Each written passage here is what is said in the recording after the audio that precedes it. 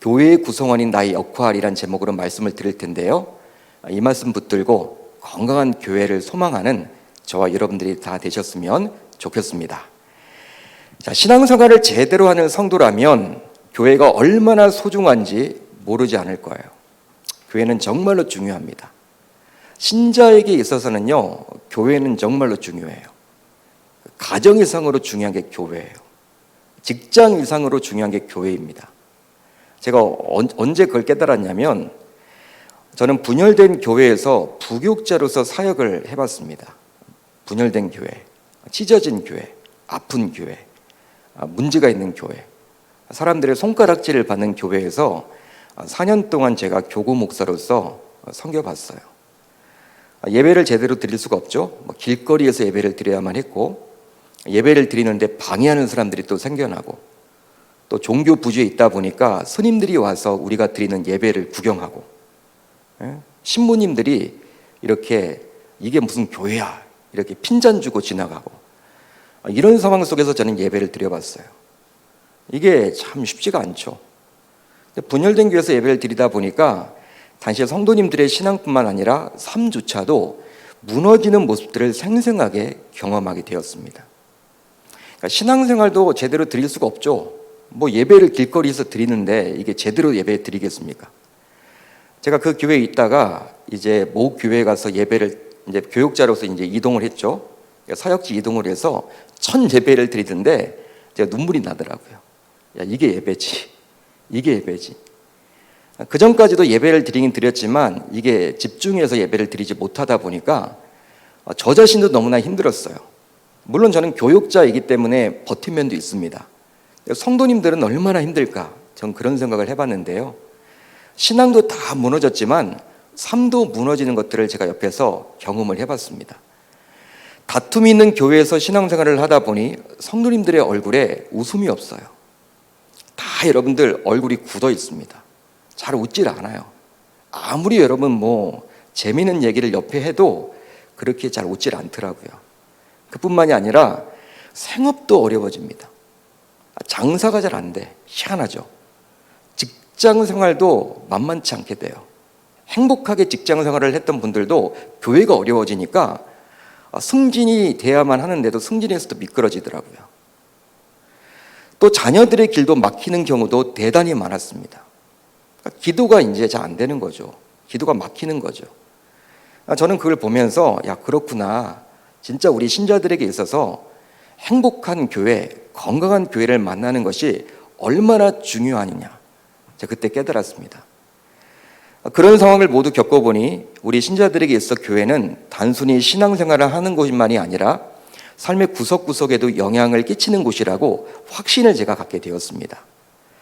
따라서 여러분들 가운데 혹시 교회의 어려움을 전혀 겪지 않고 지금까지 신앙생활을 해봤다면 정말 은혜요, 감사임을 기억하실 수 있기를 바라요. 저는 이렇게 겪어보니까 진짜 교회는 행복해져야 돼. 진짜 교회는 분열이 되어서는 안 된다. 저는 확신을 갖습니다. 여러분들은 교회가 무엇이라고 생각을 하십니까? 교회가 무엇이라고 생각을 하세요? 한번 정의를 내려보세요. 나에게 있어서 교회는 무엇이다? 일반적으로 사람들은 계명교회라고 하면요, 경기도 광명시 시청로 138번 안길 12에 있는 이 건물을 말합니다. 이게 계명교회라고 그래요. 사람들에게 물어보면. 철산역에 가서 계명교회 아세요? 계명교회가 무엇입니까? 라고 물어보면요, 다 이 건물이 계명교회라고 이야기를 합니다. 여러분, 세상에서 그렇게 통용되는 것이 바로 교회란 건물이라는 거예요. 건물. 그래서 광명역에서 계명교회 갑시다 라고 하면요, 이 앞에 데려다 줘요. 건물로 사람들은 다 이야기하기 때문에. 하지만 성경에서는 분명히 교회를 건물이라고 말하지 않습니다. 바로 교회란 예수 안에서 성도로 부르심을 받은 자들이라고 분명히 말을 해주고 있죠. 교회란 무엇입니까? 예수 안에서 성도로 부르심을 받은 자들이에요. 자, 고린도전서 1장 2절을 볼까요? 이렇게 기록이 되어 있어요. 고린도에 있는 하나님의 교회, 곧 그리스도 예수 안에서 거룩하여지고 성도라 부르심을 받은 자들과, 우리가 잘 알다시피 고린도전서는요, 바울이 고린도 교회에 보낸 편지입니다. 고린도 지역에 있는 교회에 보낸 편지가 바로 고린도전서예요. 그런데 우선 바울은 고린도에 있는 누구의 교회? 하나님의 교회라고 이야기를 해주고 있죠. 하나님의 교회다. 여러분, 교회를 가리켜서 하나님의 교회라고 바울은 지금 말을 해주고 있습니다. 따라서 이 교회는 누구의 것이라는 거예요? 누구의 소유라는 것입니까? 하나님의 것이라는 것이죠. 성경에 분명히 나와 있잖아요. 하나님의 교회다. 하나님의 교회. 요즘 우리들 주변에서 왕성하게 활동하고 있는 이단인 하나님의 교회, 본래 안상홍 증인회가 그렇게 이름을 바꿨어요. 하나님의 교회로. 너무 좋은 이름이죠. 이단들이 너무 좋은 성경적인 이름들을 다 가져가 버렸어요. 신천지, 얼마나 좋은 이름입니까? 신천지가 여러분 정말 좋은 뜻이에요, 원래는. 근데 이단이 가져가 버렸죠. 또 기쁜 소식 선교회, 복음 아닙니까 여러분? 다 가져갔어요. 하나님의 교회도 마찬가지죠. 그렇습니다. 교회는 바로 하나님의 소유이다라고 성경은 분명히 말을 해주고 있어요. 그렇기 때문에 교회는요, 담임 목사의 것도 아닙니다. 원로 목사님의 것도 아니고 우리 당회원들의 것도 아니고 중재직들의 것들도 아니에요. 교회의 주인은 바로 누구다? 하나님임을 알 수 있는 것이죠. 저도 항상 그것을 항상 붙잡고 살아가야 돼요. 자칫 담임 목사가 이제 착각하면 안 돼. 이게 내 것처럼 느껴지면 안 된단 말이에요. 물론 주인의식을 갖는 건 중요합니다. 가져야 되겠죠. 중재직들은. 그렇지만 내 것은 아닙니다. 하나님이 맡겨주신 거죠. 그러니까 우리는 청지기적인 자세를 가지고 이 교회에서 사역을 해나가는 거예요. 담임 목사도 마찬가지고. 그뿐 아니라 바울은 하나님의 교회를 가리켜서 어떻게 이야기를 합니까? 이제 그리스도 예수 안에서 거룩하여지고 성도라 부르심을 받은 자들이라고 말씀을 해주고 있어요. 따라서 교회는 곧 예수 그리스도를 믿는 성도들이라고 말할 수 있는 거예요. 교회는 건물이 아니라 예수 그리스도를 믿는 성도들이 바로 교회라는 거예요. 그러니까 여러분들이 바로 누구입니까? 계명교회라는 거예요. 계명교회. 계명교회는 이 건물이 아니라 이제 이 계명교회 등록하고 다니는 여러분들이 바로 계명교회입니다. 아파트에 여러분 이제 교패를 붙여요. 교패를 붙이면요, 이제 뭐 403호 사는 그 계명교회 다니는 집, 그렇게 사람들이 이야기한단 말이에요. 그 집에 대해서 이야기를 할 때 교패가 딱 붙어 있으니까. 그러니까 여러분 되게 두렵죠. 어떤 의미에서는 함부로 우리가 교패를 붙여야 되나 이런 생각이 들 정도로 잘 살아야 되겠다, 전 그런 마음도 갖습니다. 아무튼 여러분, 교회라는 것은 바로 여러분이라는 거예요. 계명교회는 바로 여러분입니다. 여러분, 성도인 우리가 바로 교회이기에 따라서 이제부터 교회로서의 책임감을 가지고 우리 모두 삶을 살아가야만 하겠죠. 그렇다면 어떻게 교회인 우리는 삶을 살아가면 좋을까요? 오늘 본문에 그 답이 나와 있죠. 우리 23절을 같이 한번 읽습니다. 23절 시작. 예수께서 온 갈릴리에 두루 다니사 그들의 회당에서 가르치시며 천국 복음을 전파하시며 백성 중에 모든 병과 모든 약한 것을 고치시니. 자, 여러분, 이 한 구절 안에는요, 동사가 세 단어가 기록되어 있습니다. 동사가 세 개가 기록되어 있죠. 가르치시며 전파하시며 고치시니. 그러니까 가르치다, 전파하다, 고치다라는 단어가 나와 있습니다. 선교사님들이 이 구절을 보고 이제 가르친다라고 해서 학교를 지었어요. 학교를. 어느 지역에 들어가든지 학교를 짓습니다. 학교를. 그리고 또 복음을 전파했다. 교회를 짓죠. 교회를 우선적으로 지었어요. 그리고 치유했다, 고쳤다라고 해서 병원을 짓습니다. 3대 사역이 있죠. 그러니까 조선 땅에도 선교사님들이 들어와서 교회를 지었습니다. 미션 스쿨들을 많이 만들었죠. 또 병원들을 많이 지었어요. 이게 바로 이 구절에서 따와서 사역을 하신 거야. 한마디로 이 한 절 안에는요, 예수님께서 행하신 3년 동안의 공생애가 모두 들어가 있다라고 볼 수 있는 거예요. 실제 예수님께서는요, 가르치셨죠. 가르치셨습니다. 또 천국 복음을 전파하셨어요. 또 고치셨죠. 치유해 주셨죠. 이 사역 이외에는요, 뭐 다른 게 생각이 안 나. 실제 예수님도 이 3대 사역을 했음을 알 수가 있는 것이죠. 학교, 병원, 또 교회. 여러분, 이게 되게 중요하죠. 지금 뭐 이 땅에서도 학교 얼마나 중요합니까? 다음 세대를 키워내 나가는 학교. 미션 스쿨들이 지금 많이 무너져 있죠. 사학 재단들이 지금 많이 무너져 있어요. 솔직히 예전에는 기독교 학교에서 예배도 마음껏 드리고 했는데 지금은 그렇게 하질 못하게 되었습니다. 너무 이제 이렇게 기독교인들만 양성한다라고 해서 그런지는 몰라도 법으로 이제 그렇게 하질 못해요. 병원도 처음에 선교사님들이 지었을 때 뭐 우리나라가 여러분 보면 병원이 있겠어요. 다 미국 의료진들이, 호주 의료진들이, 영국 의료진들이 와서 또 사역해서 병원을 지었죠. 뭐 세브란스 병원이랄지 여러 가지가 여러분 이렇게 지어졌습니다. 교회는 마찬가지고요. 여러분, 실제로 교회의 머리이신 그리스도께서 공생의 기간 동안 종서했던 이 3대 사역 통해서 이제 우리가 어떻게 살아가야 될지 한번 살펴보려고 하는데요. 우선 가르치는 역할을 감당해야만 합니다. 가르치는 역할을 감당해야 돼요. 저와 여러분들은 교회이기 때문에.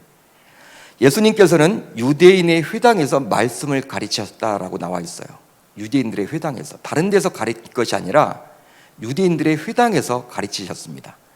당시 유다 문화 속에서 각 마을에 있었던 회당이 갖는 위치는 상당할 수가 있겠죠. 보통 그 회당에서 각 마을의 랍비들은 율법과 그 율법의 해설이라 할 수 있는 장로들의 유산, 전통을 가리켰습니다. 그러기에 그 회당에는 항상 사람들로 몰렸죠. 그런데 예수님께서 그곳에서 하나님의 말씀을 가리켰다라는 거예요. 다른 데서 가리킨 것이 아니라. 그렇다면 한번 생각을 해봅시다. 교회라 할 수 있는 우리가 가리키려면 우선 무엇을 지속적으로 해야만 할까요? 저와 여러분들이 이제 가리켜야 한단 말이에요. 가리키려면 우리의 지식이 있어야 되겠죠. 우리가 뭘 알아야지만 가리킬 거 아닙니까? 따라서 우리가 뭔가를 지속적으로 가리키려면 우리가 배우는데 힘써야만 하는 거예요. 성도인 저와 여러분들은 교회이기 때문에 배우는데 힘써야 합니다. 근데 배우는 목적이 무엇입니까? 내 지식만 쌓는 것이 아니라 누군가에게 전달하고 가리키기 위한 목적이죠. 여러분, 알아야지만 가리킬 수 있기 때문에 우리는 배워야 하는 거예요. 따라서 우리 성도들은 배우는데 앞장서야만 합니다. 한마디로 교회는 반드시 배우는 교회가 되어야만 하는 거예요. 그렇기 때문에 우리가 항상 양육훈련 프로그램, 또 부흥 사경회, 하늘 양식, 말씀 이런 것들을 여러분 통해서 사랑방 모임 이런 것들을 통해서 배우기에 항상 힘써야 하는 것이죠. 청년들 같은 경우에는 GBS 모임 얼마나 중요한지 모릅니다. 그러면 우리는 얼마나 배워야 할까요? 언제까지 배우면 좋습니까? 바로 하나님이 우리를 부르시는 그 순간까지 배우는데 앞장서야 해요. 하나님이 우리를 불러가시는 그 순간까지 여러분들이 총기가 있다면 배우는데 앞장서십시오. 하지만 연세가 높아지면 높아질수록 배우기가 참 쉽지 않습니다. 이유는 무엇이냐? 눈이 나빠져서 책을 볼 수도 없고 또 돌아서면 잊어버리기도 하고 기력이 쇠해져서 집중하기도 힘들기 때문에 이렇게 배우기가 참 쉽지 않은 거예요. 그러기에 우리는 배울 수 있는 환경일 때, 건강이 주어질 때까지 부지런히 배워야만 하는 것이죠. 나이가 들면요, 뭘 배우려고 해도 배울 수가 없어요. 기력이 안 따라주는데, 손발이 움직여주지 않는데 내 머리가 따라주지 않기 때문에 할 수가 없단 말이에요. 그러니까 여러분들이 보셔서 정말 교회에서 뭔가를 한다, 아직까지는 내가 할 수 있겠다 이런 생각이 들 정도가 되면요, 그때까지는 열심히 하시란 말이에요. 나중에 더 나이가 드시면 할 수 없습니다. 그런데 어떤 성도님들은 세상 학문이나 지식을 배우는 데는 힘쓰면서도 교회 안에서 하나님의 말씀을 배우는 것에는 시간을 잘 투자하지 않은 분들이 있곤 해요. 세상에서 문화센터나 세상에서 어떤 지식을 배우는 데는요, 막 돈을 투자하면서까지도 막 배우는데 교회에서 막상 뭔가 하나님의 말씀을 배운다고 할 때는 시간을 투자하지 않습니다. 하지만 불신자가 아니라 신자이기에 하나님의 말씀을 배우는 것이 더 중요합니다. 왜냐하면 그 말씀이 삶을 이끄는 기준이 되기 때문이죠. 여러분 믿으시면 아멘. 따라서 교회 중재직이라면 또 예수를 믿은 지 최소 5년 이상 된 분이라면 어느 누구보다도 말씀을 배우는데 최우선을 두셔야만 하는 거예요. 말씀을 배우는데. 그런데요, 간혹 말씀을 배우지 않는 분들 가운데서는 이미 배웠다라는 이유만으로 이렇게 잘 참여를 하지 않는 분들이 있습니다. 이미 배웠다라는 것이죠. 이미 알고 있는 내용이라는 것이죠. 실제 제가 이전교회에서 한 젊은 남자 집사님에게 제자 훈련을 좀 이렇게 참여하도록 이렇게 좀 권면을 했어요. 당시 교회는 왜 그랬냐면 안수 집사 후보에 올라가려면 이 남자 서리 집사가 제자 훈련을 이수를 해야만 해. 그래야지만 제자 훈련 이렇게 후보에 올라갑니다. 그렇기 때문에 제가 딱 보니까 우리 교회에 좀 이분이 좀 섬겼으면 좋겠다, 안수 집사가 되면 좋겠다라는 그 선한 마음에서 이분으로 하여금 좀 1년 동안 바쁘고 힘들겠지만 제자 훈련에 좀 참석해 보십시오라고 제가 권면을 드렸어요.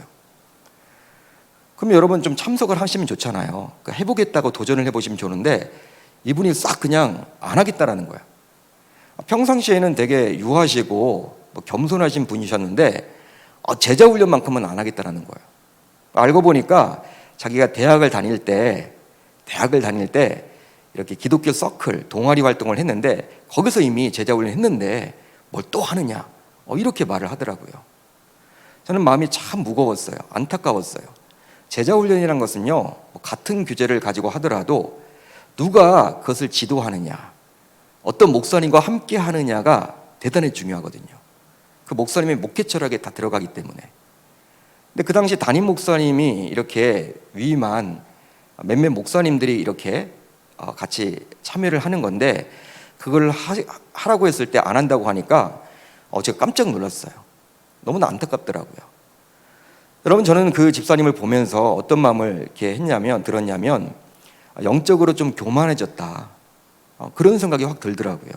물론 제가 함부로 그런 말을 할 수 있는 건 아니지만 그래도 아무리 청년 때 젊었을 때 당시 1년 동안 제자 훈련을 했다고는 하지만 지금 이제 이 교회에 있어서 안수 집사가 되고 장로님이 되시려면 그 교회 룰이 있다면 그걸 따라주면 좋은데 왜 그걸 안 하려고 할까? 참 고민이 되더라고요. 그러니까 영적으로 교만하지 않으면 과연 그렇게 말할 수 있을까? 그런 생각까지도 제가 이렇게 해봤어요. 이처럼 영적으로 겸손할 때만이 바로 배울 수가 있습니다.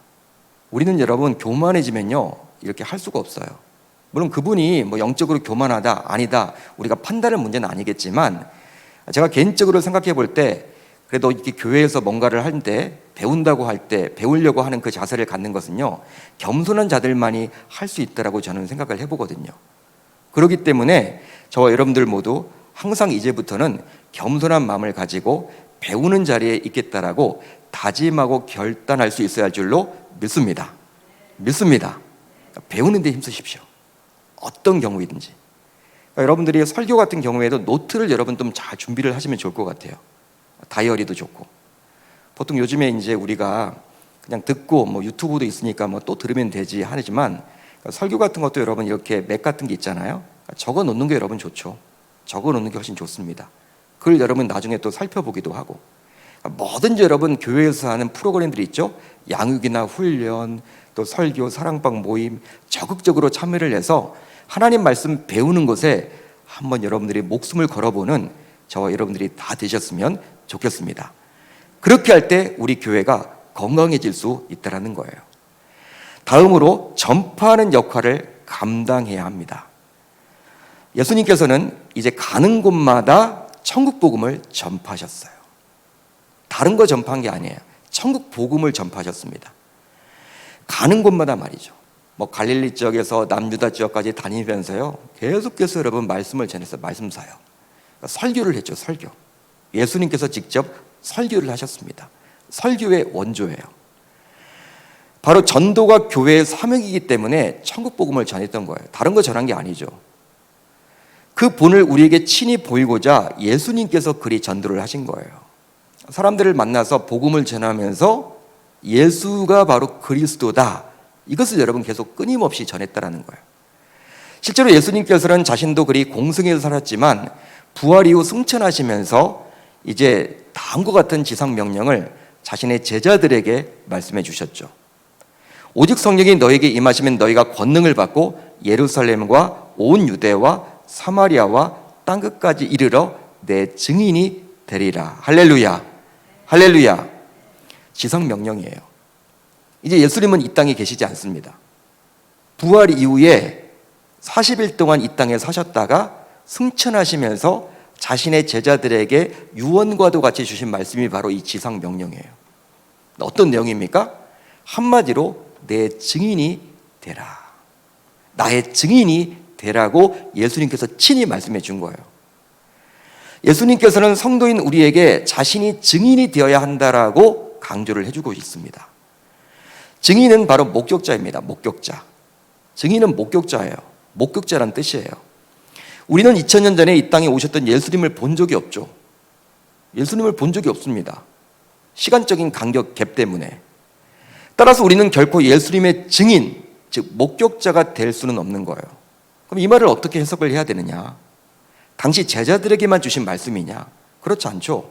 저와 여러분들에게도 동일하게 주신 말씀이죠. 어떻게 해석을 해야 되느냐? 그러기에 오늘 말씀을 제대로 보시면요, 사도행전 1장 8절을 보시면 오직 성령이 임하면이라고 기록이 되어 있는 거예요. 그러니까 성령의 역사로만 그것이 가능해진다는 거예요. 그렇습니다. 오직 성령이 역사할 때, 임할 때만이 우리는 예수님의 증인이 될 수가 있는 것입니다. 실제로 사도행전 9장을 보게 되면 다메섹 도상에서 사도 바울이 그리스도의 증인이 된 사건이 기록이 되어 있죠. 다메섹 도상. 바울은요, 본래 사울이었습니다. 이 사울은요, 예수님을 핍박한 적이 없습니다. 예수님을 핍박한 적은 없어요. 잘 들어보세요. 예수님을 직접 핍박한 적은 없습니다. 사울은 예수 믿는 자들을 핍박했죠. 그런데 부활하신 그리스도께서 어떻게 말씀하셨습니까? 이 사울에게 사울아 사울아 너는 왜 나를 핍박하느냐? 사울은 깜짝 놀랐어요. 주님, 저는 주님을 핍박한 적은 없습니다. 당신 믿는 사람들을 핍박했지 나는 당신을 핍박한 적은 없습니다. 여러분, 놀라운 충격을 지금 받은 거예요. 사울의 입장에서는. 예수 믿는 사람들을 핍박했는데 지금 우리 주님께서는 누구를 핍박한 것으로 여기고 있습니까? 자기 자신을 지금 핍박한 것으로 말을 하고 있으니 그때 성령이 임하게 된 거예요. 성령이 임하게 되어서 완전히 그가 꼬꾸러졌습니다. 180도 달라진 인생을 살았죠. 지금까지는 예수 믿는 자들을 잡아다 죽이고 옥에 가두는 포악한 짓을 했다면 이제 180도 바뀌어서 예수를 전하게 되었다는 사실이에요. 할렐루야. 그게 바로 성령의 역사죠. 이게 이론적으로 설명이 되는 게 아니에요. 그러니까 오직 성령이 임할 때만 이게 일어날 수 있는 역사입니다. 그러니까 여러분, 전도는요, 이 기도랑 아주 비례하는 거예요. 제가 이전 교회에서 이 권사님 한 분이 너무나 전도를 잘해. 목사인데도 너무나 부러워, 이분이. 왜냐하면 저도 영적인 욕심이 있거든요. 하늘 상급에 가면 저보다 더 많이 받을 것 같아, 그분이, 권사님이. 그러니까 권사님 제가 쫓아다니면서 권사님 어떻게 이렇게 전도를 잘하냐고, 예? 전도 왕이 될 수 있냐고. 이전 교회가 여러분 몇만 명 나오는 교회인데 전도 왕이면요 1년에 그래도 한 200~300명은 전도를 해야 돼. 200~300명을 교회에 데리고 온다니까. 그거 어떻게 여러분 가능해요? 그게 쉽지 않죠. 여러분, 저는 여러분 물어봤죠. 어떻게 이게 가능하냐. 그랬더니 저보고 기도하래. 기도. 다른 게 아니라 기도해야 된대. 하나님 앞에 기도하면 하나님이 마음을 열어준대. 용기가 생긴대. 이분은 여러분 많이 배운 분도 아니에요. 솔직히 대학을 나온 분도 아닌 것 같아. 나이가 60대였는데 그럼에도 불구하고 막 의사들에게 찾아가서 또 전도를 하고 대단해요. 여러분, 용기가. 우리 같으면 못할 것 같은데, 근데 그건 여러분 하나님이 주신 것 같아요. 실질적으로 끄는 매력이 있어. 마력이 있어. 그분이 이야기하면요 막 우락부락했던 막 조폭 같은 그러한 사람들도 막 울어. 그 앞에서 엉엉대면서. 또 교회 모시고 오네. 막 의사들도 모시고 오고, 예? 뭐 법무사들도 모시고 오고. 많이 배웠던 사람들도 이 권사님한테는 어떻게 함부로 할 수가 없는 거예요. 영권이 있는 거죠. 한마디로 영권. 그러니까 저한테 하신 이야기가 기도하라는 거예요. 기도. 그러니까 전도는 기도랑 비례한다. 이 권사님이 해주신 말씀이에요. 아, 맞는 말이구나. 그 이유가 바로 무엇이냐면 오직 성령이 임하기 위해서는 성령의 역사는 기도를 떠나서는 될 수가 없거든요.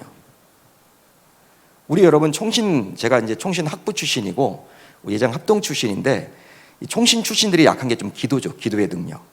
근데 우리 교단에서도 기도가 뜨거운 교회들은 부흥을 합니다. 예? 잘 보세요. 기도가 뜨거운 교회들이 부흥을 해요. 말씀 좋은 교회들은 많아요, 여러분. 그렇지만 실제 뜨거운 교회들은 기도가 뜨거운 교회들. 하나님이 놀랍게도 역사를 한단 말이에요. 오직 성령이 임하실 때 이게 가능하기 때문에 지금 이렇게 기도에 대해서 또 이야기를 우리가 해야 되는 거죠. 그러니까 전도는 기도랑 연결이 되어 있다라고 보실 수가 있습니다. 여러분, 예수님께서 승천하시면서 마지막으로 자신의 제자들에게 하셨던 지상명령에서 볼 수 있듯이 전도는 교회라면 반드시 지켜야만 하는 거룩한 사명인 거예요. 여러분 동의가 되시면 아멘. 따라서 우리는 교회의 모든 역량을 전도와 선교하는 데 쏟아부어야만 합니다. 하지만 현실은 어떻습니까? 현실은 어떠할까요?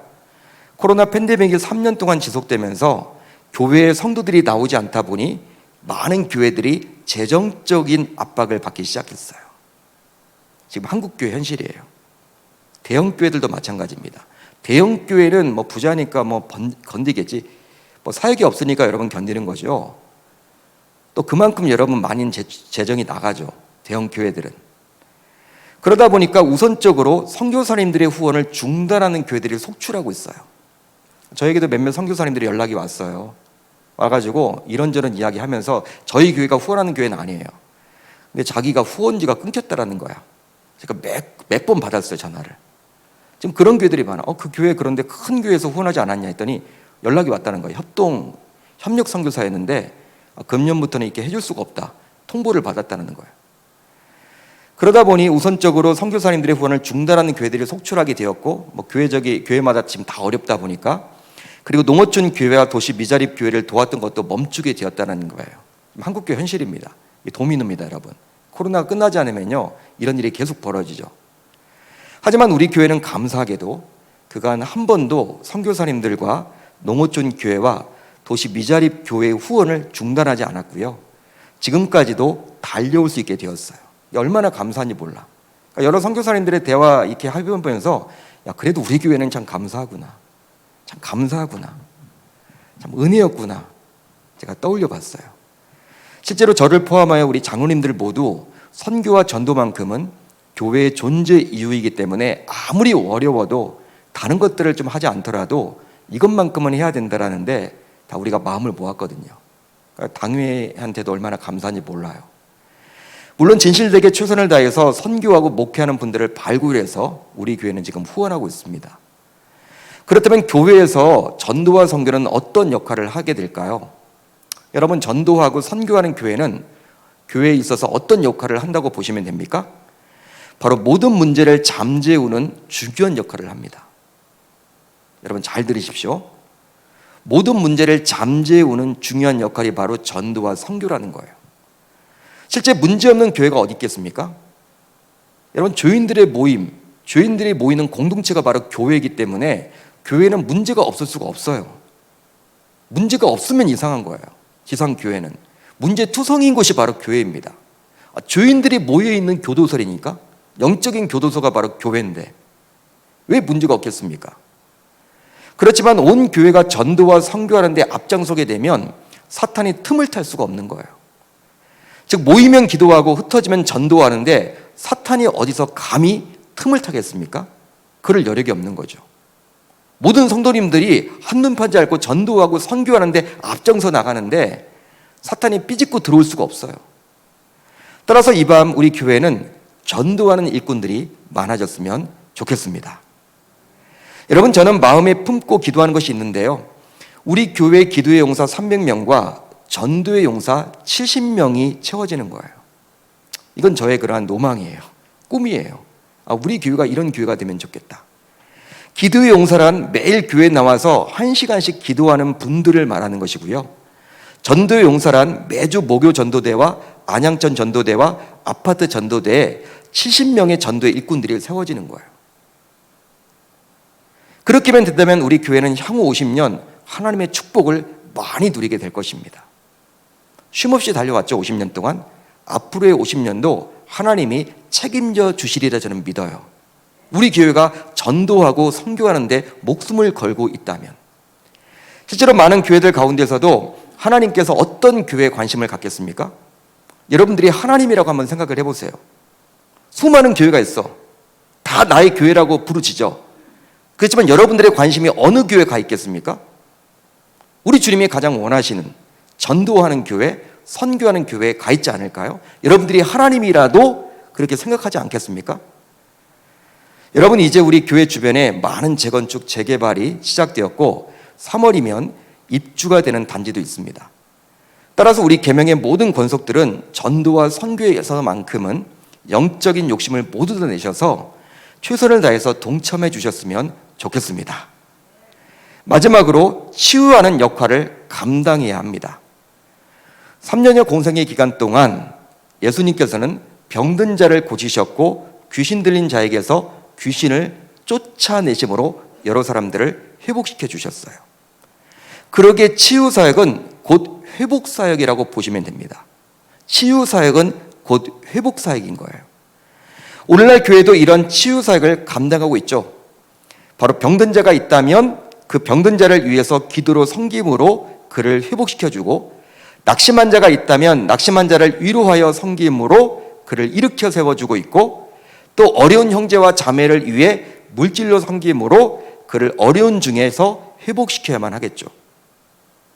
그러므로 우리는 가르치며 기도하며 봉사하며 찬양하며 위로하는 사역을 통해서 형제 자매를 회복하는 일을 지속적으로 해야만 하겠습니다. 따라서 어떤 의미에서 보게 되면 치유하는 교회가 되려면 온 성도가 섬길 줄 알아야 되는 거예요. 섬겨야지만 이것이 가능한 거예요. 그렇다면 여러분들은 현재 무엇으로 교회를 섬기고 있습니까? 무엇으로 교회를 섬기고 있습니까? 아직 영적으로 성숙되지 못한 성도님들 가운데서는 교회가 나를 위해서 뭘 해준 게 있느냐, 이렇게 묻는 분들이 있어요. 아직까지 성숙되지 못한 성도님들이죠. 여러분, 그렇지만 교회에서 중재직으로 세워지는 순간 이제 교회를 섬겨야 할 책임이 주어지는 거예요. 그렇습니다. 교회에서 직분만 받고 교회를 위해서 아무런 섬김을 하지 않는다면 그것은 직분을 오해하는 거예요. 바로 주님의 교회에서 직분을 받는 것은 일하기 위함임을 잊은 것이죠. 따라서 교회의 직분은 계급이 아니기 때문에 일반 성도보다 재직보다 중직자가 되면 더욱더 많이 섬길 수 있어야 하는 거예요. 그러게 본 교회 서리집사 이상 직분을 가지고 있다면 이제 하나님께서 주신 은사를 활용해서 어떤 사역이든지 섬길 수 있어야만 하겠습니다. 서리집사 이상이면요, 재직이거든요. 그렇게만 된다면 1인 1사역을 감당함으로 우리 교회가 치유하는 교회로서의 사명을 감당할 수 있게 될 줄 믿습니다. 여러분, 다음 세대 교사도 좋아요. 찬양대에서 찬양으로 섬겨도 좋습니다. 운전으로 섬길 수도 있습니다. 예배 안내로 섬길 수도 있고요. 방송 팀원으로 섬겨도 좋아요. 또 찬양팀에서 악기로 싱어로 섬겨도 좋습니다. 또 주차 봉사로, 또 교회 방역 담당으로 섬기셔도 좋아요. 무엇이든지 섬길 때 우리 교회에게 맡겨진 사명이 이루어짐을 꼭 기억하며 저와 여러분들 모두 이제부터는 섬김을 받기보다는 내가 섬기는 자가 모두 됨으로 말미암아 건강한 교회를 이루는데 앞장서 나가는 저와 여러분들이 다 되실 수 있기를 우리 주님의 이름으로 축원합니다. 축원합니다. 여러분, 건강한 교회가 되려면요, 이 세 가지가 있어야 돼. 바로 무엇입니까? 가르치는 역할. 또 한 가지는 무엇입니까? 무슨 역할이에요? 전파하는 역할. 복음을 전해야 돼요. 마지막으로 무엇이 있습니까? 치유하는 역할. 이 세 가지를 여러분들이 꼭 감당해 나간다면 우리 교회 하나님께서 지금까지도 복 주셨듯이 앞으로의 50년도 책임져 주실 줄 저는 믿습니다. 여러분, 그런 확신을 가지시고 이 세 가지를 잘 감당해 나아갈 수 있기를 우리 주님의 이름으로 축원합니다.